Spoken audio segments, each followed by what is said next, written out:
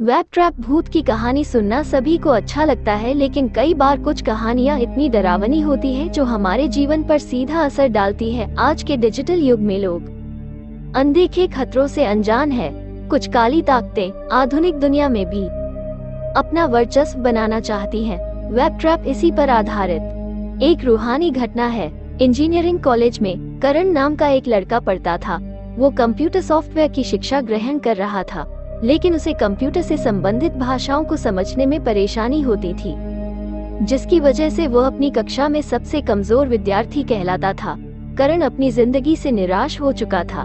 एक दिन करण क्लास में जल्दी पहुंच जाता है और क्लास में अकेला बैठा अपनी किताब पढ़ रहा होता है।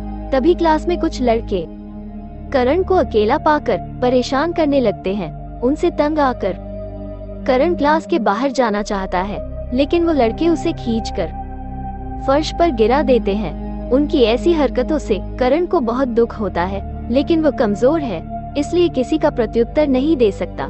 करण रोता हुआ अपने स्कूल से बाहर आ जाता है और कुछ दूर पैदल चलते चलते सड़क के किनारे हताश होकर बैठ जाता है। करण कई घंटों तक रोड के किनारे एक पेड़ की छाया के नीचे बैठकर अपनी किस्मत को कोस रहा होता है। उसी वक्त वहाँ से एक व्यक्ति अजीब सी वेशभूषा में करण के सामने आकर रुक जाता है और करण से पूछता है, दुखी क्यों हो बेटा? लेकिन करण उसकी बात का कोई जवाब नहीं देता। वो व्यक्ति अपनी पोटली से एक लिफाफा निकालकर करण के हाथ में दे देता है और कहता है, जा बेटा, अब दुनिया तेरे कब्जे में होगी, और वहाँ से चला जाता है। करण लिफाफे को चारों तरफ से पलटा कर देखता है और सोच में पड़ जाता है कि यह क्या है, और जैसे ही वो लिफाफा खोलकर देखता है तो उसके अंदर एक कंप्यूटर सॉफ्टवेयर प्रोग्राम की कोडिंग लिखी होती है। करण कंप्यूटर सॉफ्टवेयर से संबंधित शिक्षा ग्रहण कर रहा था, इसलिए उसे समझ में आ जाता है कि यह एक सॉफ्टवेयर प्रोग्राम है। करण के मन में जिज्ञासा बढ़ जाती है और अब वो जानना चाहता है कि यह कौन सा सॉफ्टवेयर होगा। तभी वो सड़क से उठकर अपने हॉस्टल पहुंचता है और अपने कंप्यूटर पर उस व्यक्ति का दिया हुआ सॉफ्टवेयर इंस्टॉल कर देता है। सॉफ्टवेयर इंस्टॉल करते ही कंप्यूटर स्क्रीन लाल हो जाती है। कंप्यूटर में करण के कॉलेज के सभी छात्रों की सूची को प्रदर्शित होने लगती है। करण सभी को सॉफ्टवेयर शेयर कर देता है। तभी अचानक कंप्यूटर बंद हो जाता है। करण के कोशिश करने के बाद भी वो स्टार्ट नहीं होता। करण कंप्यूटर को ऐसे ही बंद करके सो जाता है और अगले दिन जब करण उठता है तो सब कुछ सामान्य हो चुका होता है।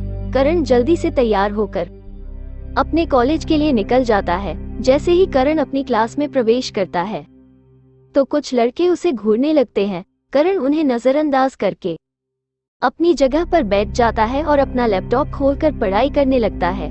लेकिन कुछ देर बाद करण दोबारा पलटकर देखता है और तब भी वो लड़के उसे घूर रहे होते हैं। करण हिम्मत दिखाकर उन लड़कों से कहता है, घूर क्यों रहे हो? तुम लोग भी अपनी पढ़ाई करो।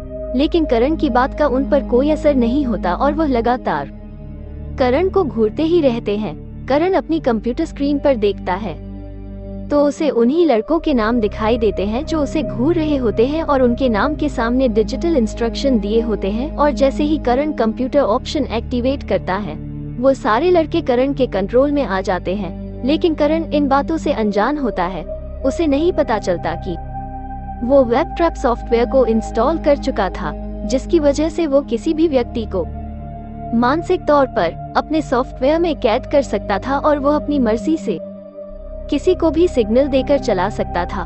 करण अपने कंप्यूटर में जैसे ही लड़कों को बैठने का इंस्ट्रक्शन देता है तो वो सब बैठ जाते हैं। करण को ये देखकर ताज्जुब होता है, लेकिन उसे अब एहसास होने लगता है कि जरूर इस सॉफ्टवेयर में कोई शक्ति है, और वह मन ही मन खुश होने लगता है।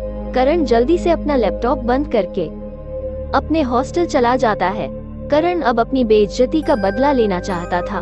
वो अपने कॉलेज के सभी छात्रों को वेब ट्रैप सॉफ्टवेयर का नोटिफिकेशन भेज देता है और धीरे धीरे करके सभी छात्रों को अपने कंट्रोल में कर लेता है। कॉलेज मैनेजमेंट को छात्रों की ऐसी हालत देखकर अजीब लगता है और वह सभी की काउंसलिंग करने के लिए एक सेमिनार आयोजित करते हैं। करण भी सेमिनार में पहुंचता है, लेकिन उसे अब अपनी ताकत पता चल चुकी थी और वह सभी को परेशान करने के लिए सेमिनार पहुंचा होता है। करण अपना लैपटॉप खोलकर सॉफ्टवेयर एक्टिव देता है और एक एक करके सभी छात्रों को अजीब अजीब इंस्ट्रक्शन देने लगता है। जिसकी वजह से सेमिनार का माहौल खराब हो जाता है और सभी छात्र एक दूसरे से लड़ने लग जाते हैं। करण को ये सब देखकर बहुत मजा आ रहा होता है। अब धीरे धीरे करण का दिमाग शैतानी होता जाता है और अब वो आपराधिक गतिविधियों को अंजाम देने का मन बना लेता है।